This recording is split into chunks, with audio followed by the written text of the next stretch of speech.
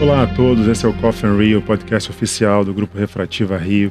Estou muito animado com essa versão em vídeo do nosso podcast, cada vez mais views, cada vez mais gente ouvindo a gente em diferentes lugares, né?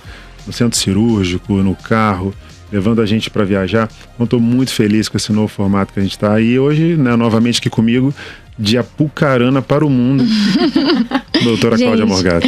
Ó, a Apucarana tá ficando famosa, hein, com esse podcast. Quais são os famosos de Apucarana? É você, o Wilson lá do Globo News, né? E mais... tem o menino do Globo News. Mas tem outras pessoas famosas, outras pessoas. Apucarana é um polo. Você é mais, é Capital, a mais. Polo de talento. Capital do boné, tá? Capital do boné, verdade.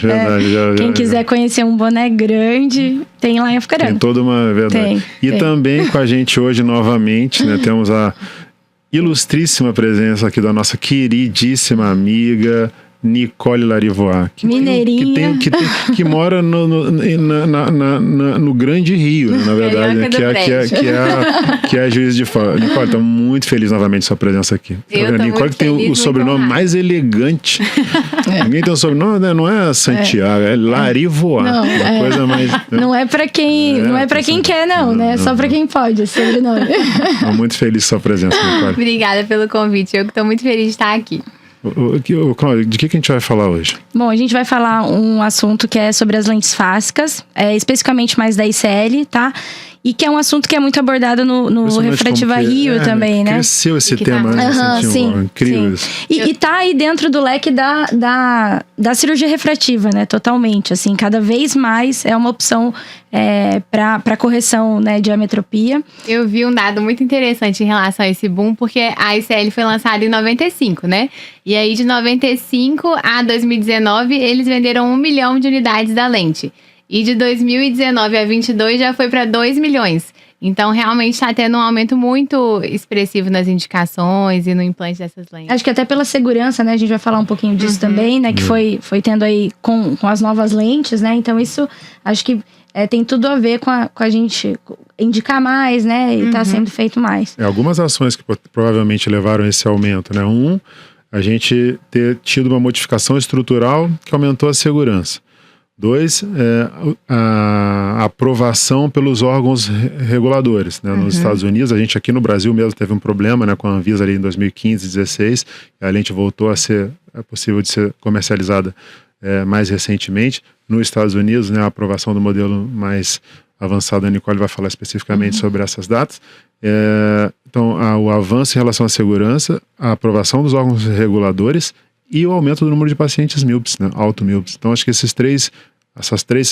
alinhamento desses 3 pontos provavelmente ajuda a explicar esse aumento significativo dessa lente. Sim, acho que os grandes problemas, as grandes preocupações da ICL era a questão do desenvolvimento da catarata e do bloqueio pupilar. E aí, inclusive, era indicado se fazer uma iridectomia profilática nesses pacientes para evitar o bloqueio pupilar. E aí, em 2011, foi lançado esse modelo, como você disse, que é o V4C, que tem um furinho central de 360 micra. E aí, isso ajuda tanto a evitar a questão do bloqueio, como também evita o desenvolvimento de catarata justamente por permitir o fluxo do humor aquoso ali na câmara anterior e uma nutrição adequada do cristalino. Então, esses 2 problemas que eram as maiores preocupações, os maiores problemas foram resolvidos com esse modelo V4C. Hoje em dia nem é necessário mais fazer a iridectomia no paciente. E aí, como eu falei, esse modelo foi lançado em 2011.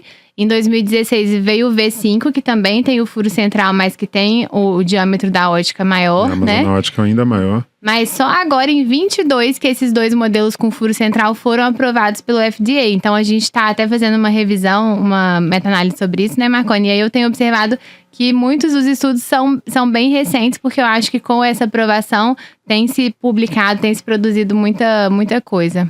E bem isso que a Nicole falou, então acho que é uma tendência, né, da gente acabar fazendo mais. E legal falar para os nossos ouvintes que isso é falado com mais profundidade ainda no curso Refrativa Rio, né? No Refrativa Rio a gente conseguiu fazer uma coisa legal, que é assim, lembrando que, como você disse no início, né, tudo isso é cirurgia refrativa. Né? Muito comumente a gente vê a associação apenas frequentemente com excimer laser, e não. A gente vai falar, daqui a pouco a Nicole vai aprofundar sobre as indicações. A gente tem mais uma possibilidade de um ente cirúrgico, né, com muitas indicações. Então, o que a gente faz no Refrativa Rio?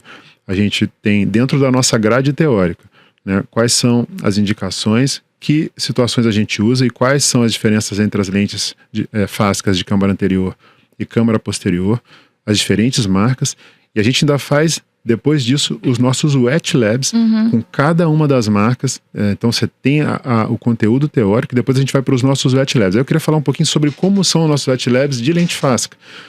A gente tem uma parte, ele é totalmente, como todos os nossos wet labs, esse também é totalmente roteirizado, então o aluno entende exatamente do início ao fim como deve ser a condução cirúrgica daquele caso, né? As dicas cirúrgicas para a gente conseguir obter os melhores resultados em relação à visão do paciente, principalmente em relação à segurança. Talvez, acho que a gente vai falar um pouquinho aqui sobre dicas, né, intraoperatórias, mas é legal acho que já ter essa visão que a gente vai conseguir ver a parte teórica e a parte prática no Refrativa Rio. Nosso objetivo é que o aluno saia do curso capaz de indicar e realizar a cirurgia de implante de lente fáscica.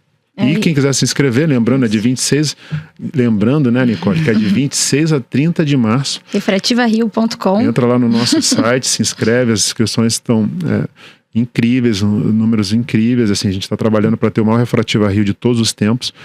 Gente já do mundo todo inscrito, né, a gente está, obviamente, super feliz com isso, né, e trabalhamos muito, né, a gente está aqui conversando sobre isso, né, e hoje mesmo a gente teve várias reuniões sobre a montagem estrutural, né, do roteiro do nosso curso, dos dry labs, dos wet labs, e a gente fica muito feliz com esse resultado. Então quem quiser se inscrever, entra lá no site refrativario.com ou lá no Instagram do curso, né, curso Refrativa Rio, ou no meu próprio Instagram, a gente tem todas as informações lá, Marconi com Y, Santiago com TH.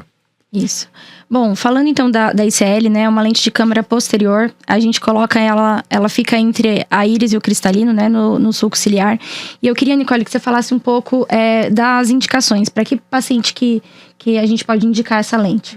Em relação a critérios de segurança, o que costuma ser indicado é uma profundidade de câmara anterior interna, né? Então, que seria a partir do endotélio, maior que 2,8 milímetros, mas o FDA particularmente indica maior que 3 milímetros. Mas, no geral, e a própria empresa indica maior que 2,8.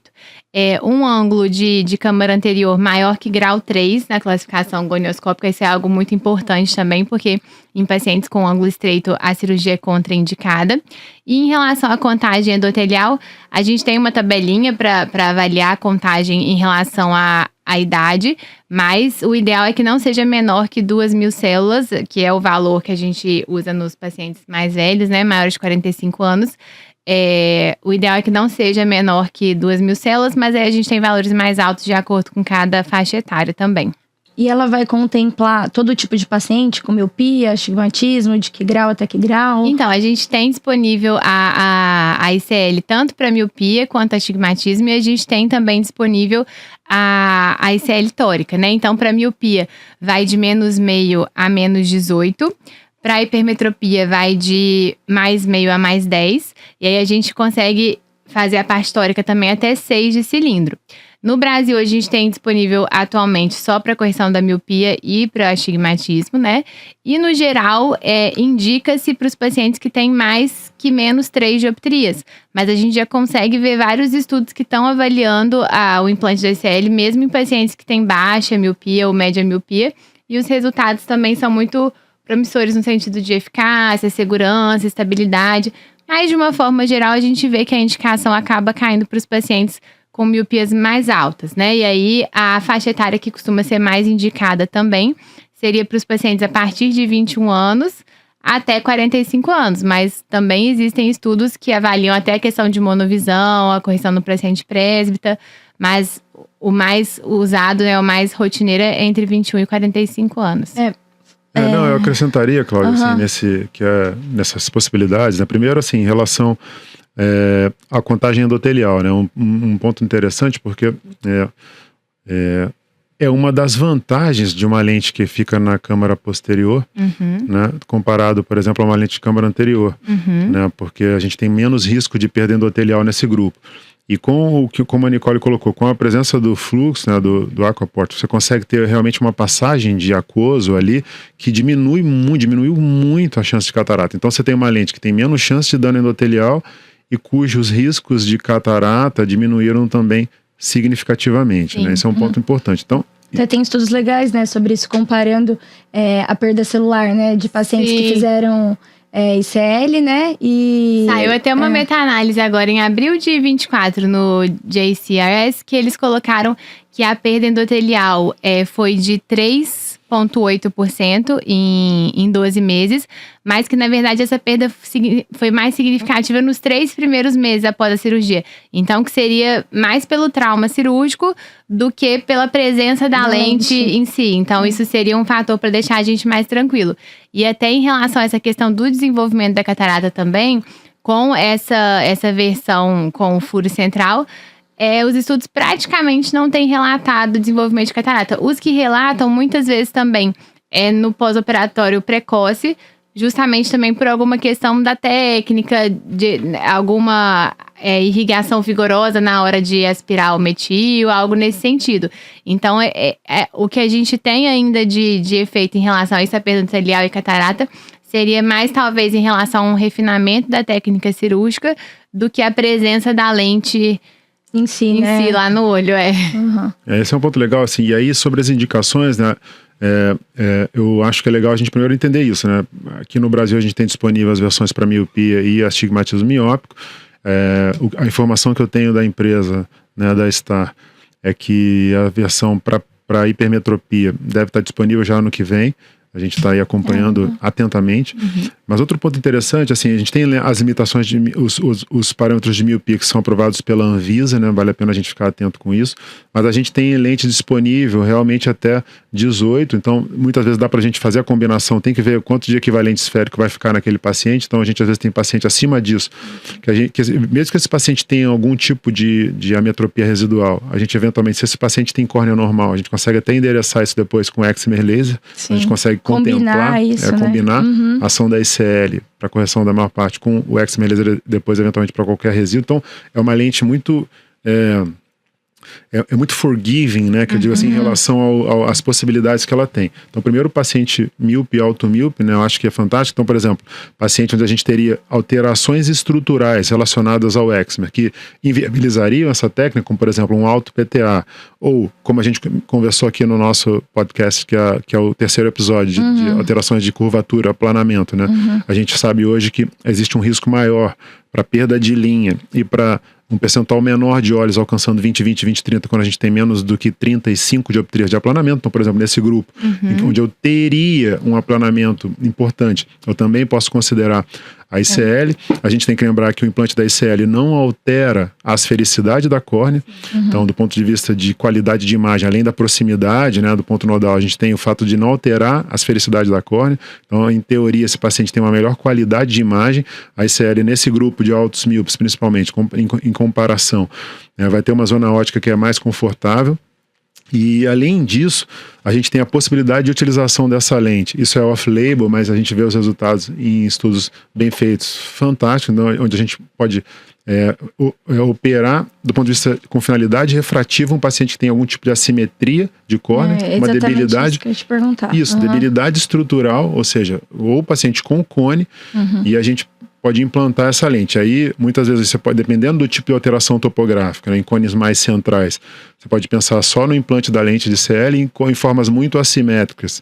A gente pode fazer o implante de anel primeiro para regularizar um pouco aquela área central do paciente e, subsequentemente, indicar a lente fáscica. Então, você está incluindo também um grande número de pacientes onde você pode promover reabilitação visual através da lente fáscica, atravais da ICL. Em geral, esses pacientes têm boa profundidade de câmara, boa contagem endotelial, são pacientes jovens, né? E eu ainda insisto, ainda tem mais um grupo que a gente também tem considerado isso, né? Também é parte de um dos nossos estudos, né? A gente tem analisado pacientes ambliopes com a doutora Roberta lá na USP, a Isadora, o pessoal, e considerar também a ICL em pacientes com ambliopia por anisometropia. Então, mesmo crianças e adolescentes. Então, assim, é mais uma possibilidade de reabilitação. A gente não está falando aqui de cirurgia refrativa. A gente está falando de reabilitação visual, né? Cirurgia terapêutica, né? É bem diferente, né, daquele paciente que é só... cuja cirurgia é indicada para ficar independente de óculos. Aqui é uma cirurgia com finalidade de reabilitação visual. E a gente vê, né, o quanto de pacientes ganha linha de visão, né? É fascinante. Eu estou muito envolvido com essa cirurgia recentemente, porque a gente vê um número de olhos ganhando linha de visão incrível, E uma coisa que eu acho muito interessante que você falou, fazendo esse contraponto com o LASIK, o PRK, essa questão da aberração de alta ordem, da qualidade visual e também do olho seco, né? Porque a gente não afeta tanto a parte da superfície. E fazendo um contraponto também com a faco-refrativa. Porque um temor que às vezes surge nesses pacientes automíopes seria o risco de descolamento de retina, né? E aí tem um estudo também que comparou essa questão da incidência de descolamento em pacientes que fizeram a ICL e que usavam lente de contato. E o que eles observaram é que não, e outros estudos também corroboram isso, que não teve uma diferença estatisticamente significativa no risco de descolamento de retina nos pacientes que implantaram ou não a ICL. Então, acho que isso é uma segurança a mais também. Se a gente for comparar com a faco-refrativa, por exemplo, que a gente sabe que aumentaria esse risco. Não, ótimo, bem lembrado. E também em relação ao eczema, além da questão do olho seco, que é debatível, né? Eu sempre lembro que, só fazendo um adendo, né? A maioria dos pacientes melhora dos sintomas de olho seco pós-eczema laser, é isso que mostram os estudos pré e pós, né? Senão a gente analisa só o pós e vê esse paciente com olho seco, mas na média a gente vê que os pacientes na verdade melhoram de sintoma, é isso que mostram os estudos do FDA, e que um grupo bem pequeno, a grande questão é que um grupo bem pequeno, em torno de 4%, que tem sintoma, geralmente tem mais prevalência de olho seco nos que tem sintoma. Então essa é a questão. Mas felizmente são poucos, mas sim, é mais uma vantagem desse grupo, e ainda além disso é uma cirurgia reversível, né? Então, se ser uma cirurgia reversível, né, cuja a técnica para remoção da lente tem uma curva de aprendizado bem suave, né? Isso também é outro ponto relevante, né? Eventualmente você tira a lente no pior cenário. E a curva para implante da lente, o que você pensa? Legal, acho que esse é um ponto interessante, assim, porque, primeiro assim, né, eu respeito todas as cirurgias. Eu nunca acho que nenhuma cirurgia é fácil. Todas elas têm o que a gente não pode negligenciar nenhuma etapa da cirurgia, né? Mesmo às vezes as pessoas pensam, a cirurgia do eczema laser tecnicamente é mais fácil. O máximo que eu posso dizer é que são curvas de aprendizado mais ou menos tênues, mais ou menos íngremes, mas existem etapas importantes em todas elas e que precisam de treinamento, tem técnica para cada uma delas. Totalmente relacionada à qualidade, né, final impacta muito. Então, por exemplo, às vezes você vê complicações que nunca acontecem com um determinado cirurgião e outros você vê com uma determinada frequência. Às vezes é uma variação técnica, uma tensão a uma etapa. Até, às vezes, ele para de fazer uma determinada técnica por conta, né, de ter aplicado muito, mas na verdade, alguma atenuação ali no aprendizado mesmo. Exatamente, né? Às vezes é uma tensão um determinado passo da técnica. Então, assim, o que eu quero dizer é que eu respeito muito. Para mim não tem cirurgia fácil, né? Inclusive, eu acho que a gente deve passar isso para os pacientes, né? Porque às vezes é culpa nossa, dos médicos, essa sensação de que a cirurgia é simples, e não tem isso, né? O máximo que pode acontecer é uma cirurgia muito bem feita por um cirurgião que treinou muito. E pode parecer fácil para quem vê, mas tem muito treino, tem muitos anos de dedicação envolvido ali. Então, assim, eu acho que o legal da lente fácil tem alguns pontos que eu acho que são legais da gente pensar na técnica. Primeiro, e Nicole, você tem visto isso com a gente, né? É uma cirurgia que a gente está empolgado, né, para fazer cada vez mais, né, pelo aspecto de reabilitação visual, Cláudia também. Primeiro ponto é que eu acho que a grande dica é na hora de montar a lente, né? Existe até uma possibilidade de eventualmente ter mudança de cartucho, mas hoje é fundamental você entender como é que você vai montar essa lente. Então, na hora que você coloca a lente no cartucho, se você coloca a lente de uma maneira adequada, a chance dela entrar no olho de uma maneira correta, porque isso muda tudo, é o momento chave ali. Se ela entrar no olho, se você montou corretamente, a chance dela entrar no olho de maneira adequada é muito alta. Então, vale a pena o cirurgião ficar bastante atento, né? Na hora que ele encaixa no cartucho, deixar aquelas duas orelhinhas da lente um pouquinho para fora, para na hora que você vai pegar, né, com aquela boquinha de jacaré que eu chamo, você vai pegar a lente para puxar, você tem espaço suficiente para conseguir pegar toda a boquinha do jacaré, e aí eu sugiro ir até o furo que tem na lente, um dos furos de marcadores que tem na lente. Pega toda a patinha de jacaré ali e puxa aquela lente até a borda do injetor. Então, se você consegue fazer dessa maneira, né, coloca a lente de maneira adequada, ela fica como se fosse, para quem está vendo a gente aqui, ela fica totalmente... lembrando outra coisa, né? A gente está falando de ICL. Assim. A ICL tem marcações para você saber que ela está na posição correta. Em geral, ela vai ter um aspecto, né, que é côncavo, exatamente para aquela parte central se distanciar do cristalino. Então, quando a gente olha para a lente, o furo tem que estar, digamos assim, no direito superior, indo do lado direito superior. Isso porque outras marcas são diferentes. Né? Então, você vai já colocar... Primeiro áptico. Do primeiro áptico. Vai estar direito superior do primeiro áptico. Então, você já vai encaixar aquela borda no cartucho. Na hora que você pega com uma McPherson, por exemplo, encaixa aquela primeira borda no cartucho, depois você simplesmente encaixa a segunda borda, ela vai ficar de uma maneira côncava, encaixada no cartucho. Depois você vai pela outra ponta do cartucho, com essa boquinha de jacaré, deixando, se você deixar essas duas orelhinhas do Mickey ali para fora, em geral ela já tem distância suficiente, né? Lembra, Nicole? Quando a gente aprendeu a fazer essa cirurgia ali, né? Revisitou esses temas, então vai ficar bem fácil de colocar a lente no cartucho. Aí tem outros detalhes que eu acho que são importantes na hora de implantar a lente. Primeiro, quando a gente vai pensar em lente fáscica, diferente de uma cirurgia de catarata, entrar na câmara anterior é sempre um desafio. Então a gente tem que lembrar, há uma pressão estabelecida ali. Então qualquer orifício a gente vai diminuir rapidamente aquela pressão.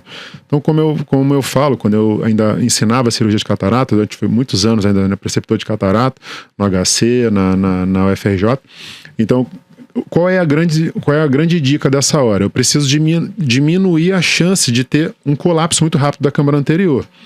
Para isso, o ideal é você ter uma entrada com um orifício menor. Então, primeiro você faz a paracentese, substitui o humor aquoso por viscoelástico. No caso da lente fáscica, o sugerido é usar um viscoelástico que você consegue tirar rápido, então, ou que seja mais fluido, como por exemplo metil, e não colocar muito. E não colocar muito, primeiro para a lente não ficar muito para cima na hora que você injeta, tocando o endotélio, e também para depois ser mais fácil para retirar. Mas você substitui o humor aquoso por metil. Tem muita gente que antes de colocar metil usa algum tipo de anestésico intracameral, né, lidocaína, xilocaína, e pode usar também, algumas pessoas usam até algum tipo de ação midriática também intracameral.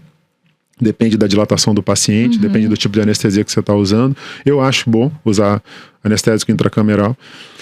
E aí, depois você então injeta o metil para ter uma boa câmara, e isso faz com que você evite que na hora que você vai fazer a incisão principal, você tenha mais chance de atingir a cápsula anterior, porque diferente da cirurgia de catarata, em que se você atinge a cápsula anterior... Não tem problema. Não é que não tem problema, mas assim, você eventualmente faria uma cápsula rex dali. Sim. Nesse caso, você não quer fazer cápsula rex nenhuma. Então, assim, é um cuidado que eu chamo atenção para isso, que acho que é um cuidado extra que a gente tem que ter.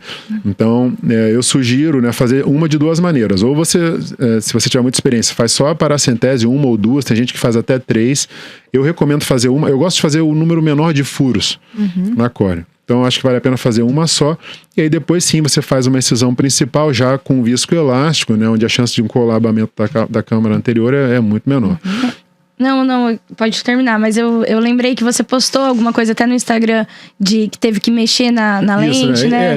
Aí já é um caso de paciente que assim, a ICL tem 4 modelos de lente. E cada de diâmetros. Então, cada uma delas vai gerar um tipo de volt diferente. É que acho que a gente ainda vai falar um pouco sobre volt. E aí, nesse caso, era que assim, a lente disponível ia gerar o limite ali, o volt é mais para ficar fácil de planejar, entre 200 e 1000. Entre 250 e 1000 é o ideal, digamos assim, nem muito pouco e nem muito. Que o volt é que a gente entrou numa outra gaveta aqui.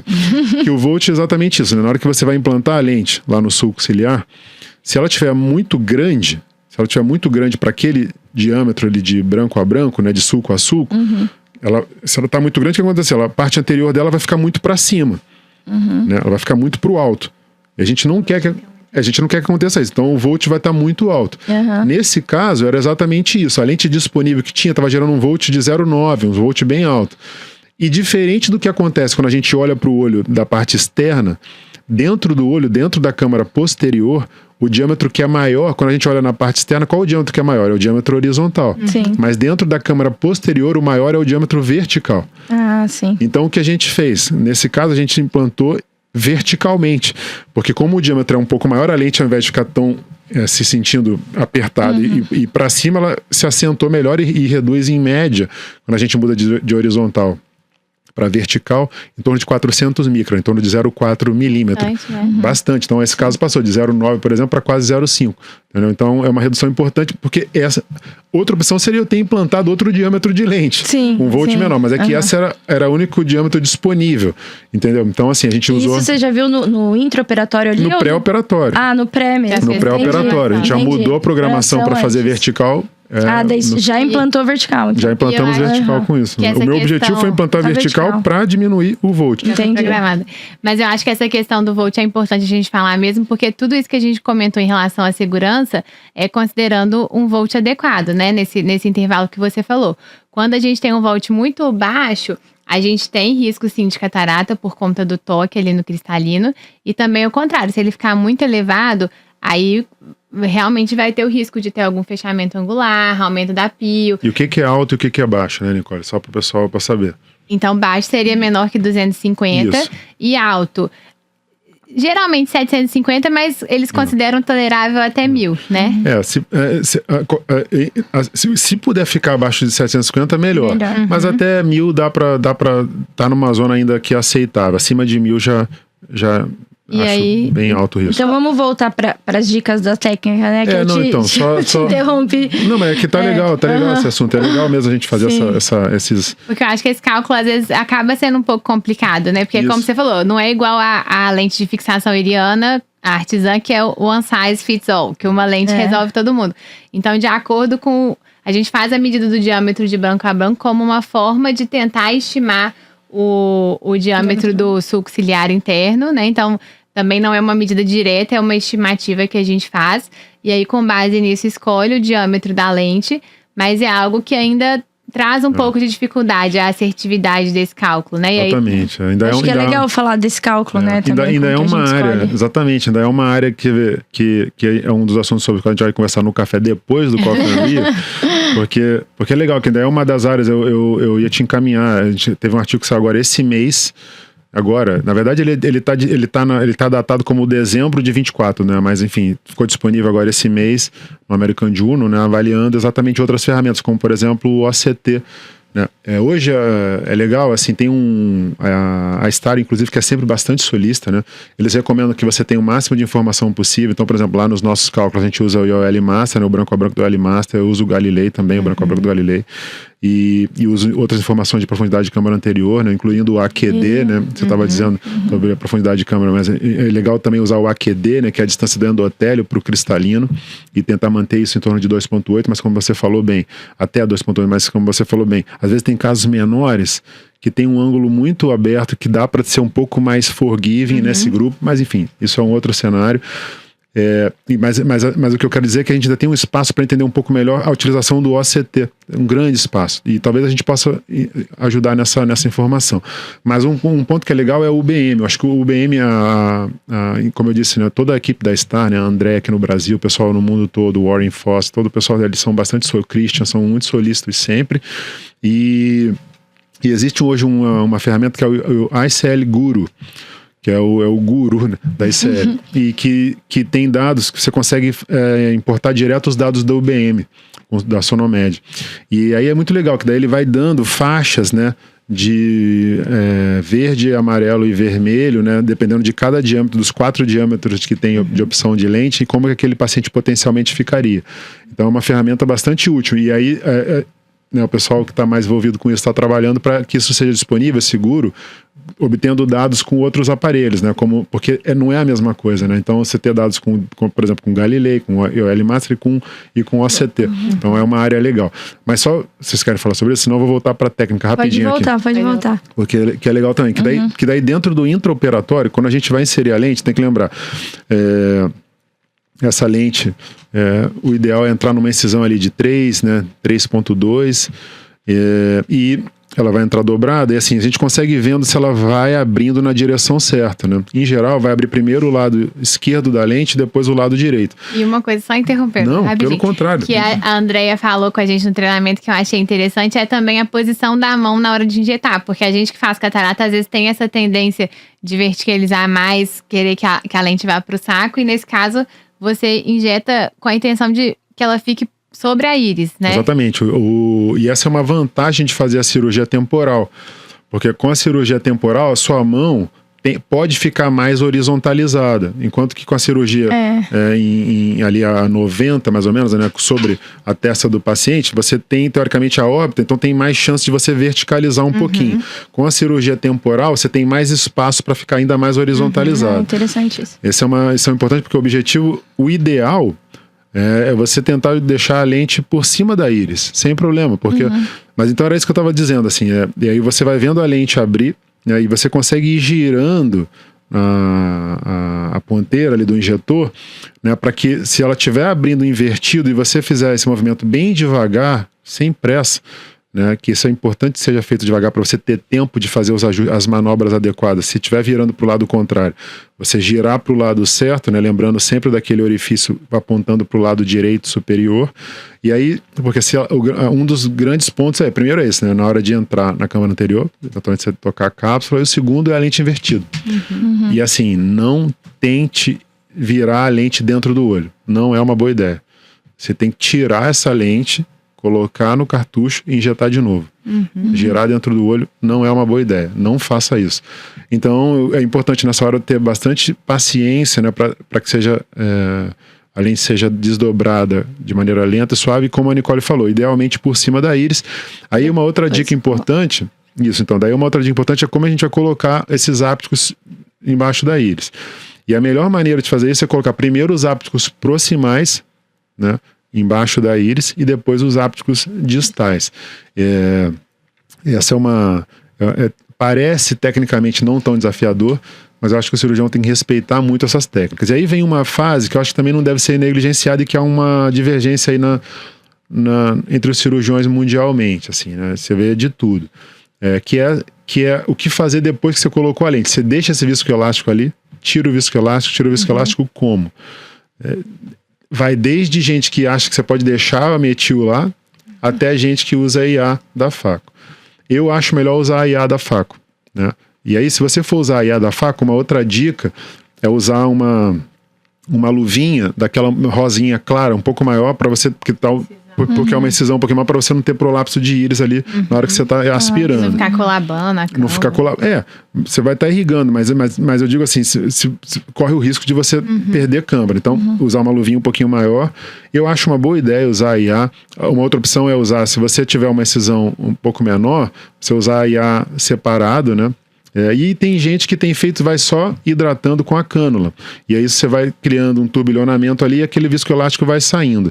É uma possibilidade também. E ao usar a IA, de repente pode ser uma boa ideia de abaixar um pouco a garrafa, né? Fazer assim, fluxo mais baixo um pouco. Depende do aparelho que você está usando. Se você tiver um aparelho que você consegue fazer um movimento em que você vai aumentando devagar, assim, claro, sempre deixar a irrigação ligada, né? Você nunca vai sair do olho só tirando a irrigação e aspiração. Você sai irrigando, pelo menos, né, para não colabar.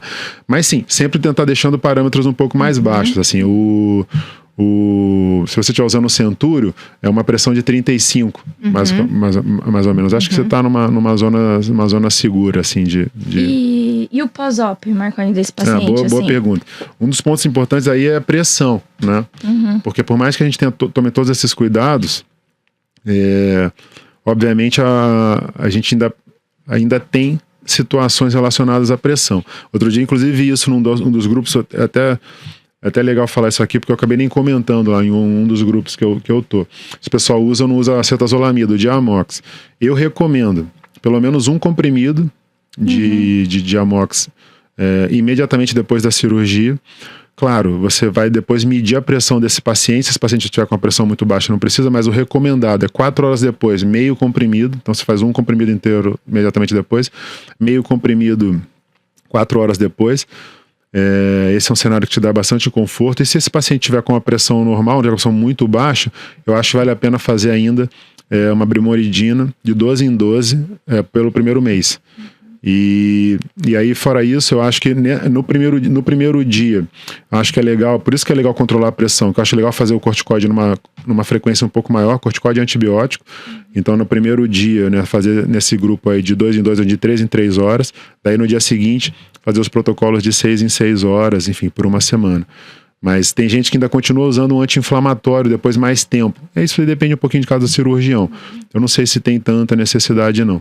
Mas acho que o controle da pressão é importante. Usar uma medicação para evitar o pico de pressão, que é um cenário que pode gerar dor no paciente, desconforto. Em geral, o que se sabe hoje é que esses picos de pressão tendem a ser bastante transitórios, mesmo quando acontecem, não são tão problemáticos, mas com uma medicação como essa, a chance é bem pequena, assim. Legal. E outra coisa também, Cláudia, é sobre anestesia. Ah, sim. O que eu sugiro bom, obviamente depende, né, de cada cirurgião, também não tem certo e errado. Eu sugiro ter um ambiente com monitoramento com um anestesiologista, porque é uma cirurgia que você vai abrir câmara anterior, sabe, assim, surpresas podem acontecer.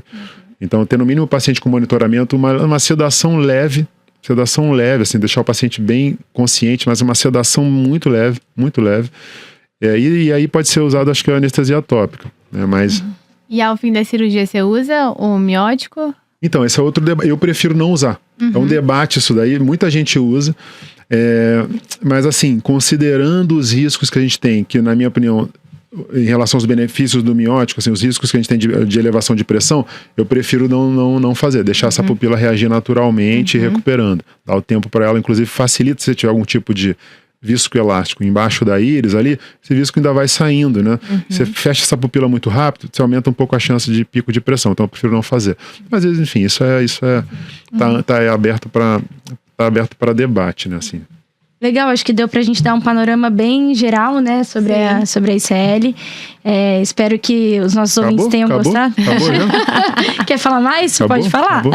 Acho que a Nicole quer falar mais. Né? Não, acho que a gente já abordou tudo que precisava, né?